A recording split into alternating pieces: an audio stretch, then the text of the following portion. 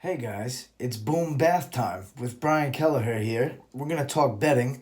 I'm gonna do a little breakdown of who I bet and why I bet certain people. I'm not really 100% sure of the lines, but I know underdogs and favorites right now.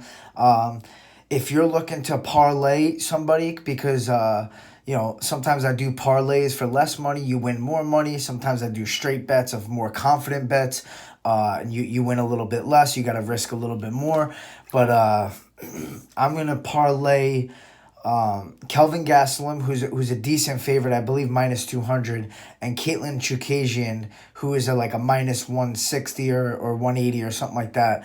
I'm confident in both of those two fighters. We haven't seen Till at 185. Kelvin Gastelum is coming off a war with Israel Adesanya, but a very impressive performance.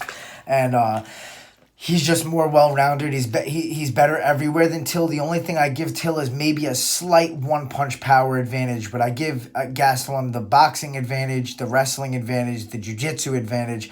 If he plays it smart and utilizes wrestling, I feel like he gets the job done. Probably by decision or maybe even knocking Till out. Till's chin is a little vulnerable right now.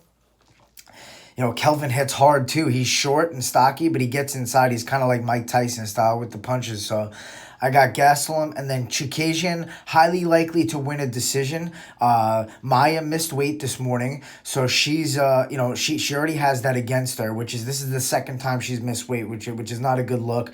That could play mentally sometimes. Chukagian's a very elusive point striker. She has good movement. She's good at piecing girls up and avoiding getting hit herself.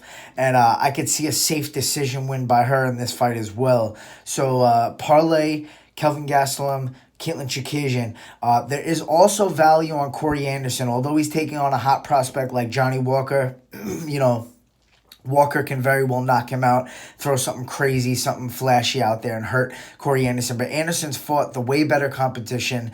He's been up at the top for a lot longer, and he's a smart fighter. He has good stand-up, but he has very, very good wrestling. He's great at tiring guys out. He beat Ilir Latifi, which is a big victory, a feather in his cap. Another high-level wrestler. So if he could really pressure Johnny Walker and stay forward movement, keep him against the cage, utilize those takedowns, really tire him out. And we haven't seen Johnny Walker's jiu-jitsu yet. We haven't seen how he works off his back, how he works when he's getting tired, how he works with a very high-level wrestler who's gonna really tire you out and make you work. I could see Corey Anderson edging this out by decision if it goes the distance, just by pressuring him against the cage and utilizing those takedowns and really tiring out Walker. That's not the safest bet, but there is value in Corey Anderson as an underdog and also for a decision if you want to look for a prop bet. Also on the card, I'm probably going to stay away from Nate Diaz, Jorge Masvidal. The fight is just too hard to pick for me. I know Nate is a slight underdog. There is value in him there, but I'm going to stay away from that as far as betting goes because that fight can go anywhere. I have no idea what's going to happen. If I had to bet on what was going to happen, I would say Nate Diaz by decision. Both of these guys are extremely hard to finish, very durable. Nate just happens to throw a lot more volume. And Nate puts it on guys late, and he gets better as the fight goes on. So that's just a tip for you for that fight. I'd stay away from it, though. Another fight I'm staying away from, Gillespie and Kevin Lee. Kevin Lee's the underdog in this fight. He did make weight. He looked a little, out of it on the scale. But he seems confused with things. He's up and down, 170, 155. He switches training camps. He's trying to find himself, And I think it's a great move that he went to Faraz Sahabi. So maybe that plays a factor in this fight. But you're going against an undefeated savage like Gregor Gillespie, who has very high-level wrestling. He's dominated most guys. He does have good boxing, too. So, you can't put that past him. I give the edge in the striking to Lee with the kicks and everything like that. The most intriguing factor in this fight for me is see how Gregor does against a big, high-level athletic wrestler like Kevin Lee, who can perhaps avoid getting taken down and held down and controlled on the ground by Gregor. So staying away from that fight, but very interesting fight. Probably my most interested, intriguing fight on the card.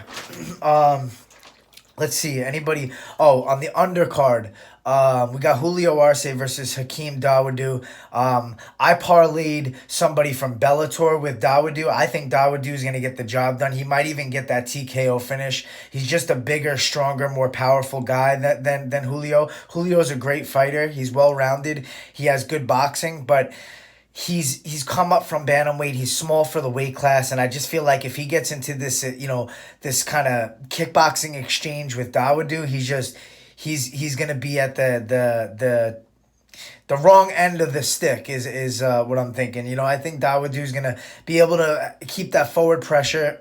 He's gonna land harder strikes. He's gonna be mean in there.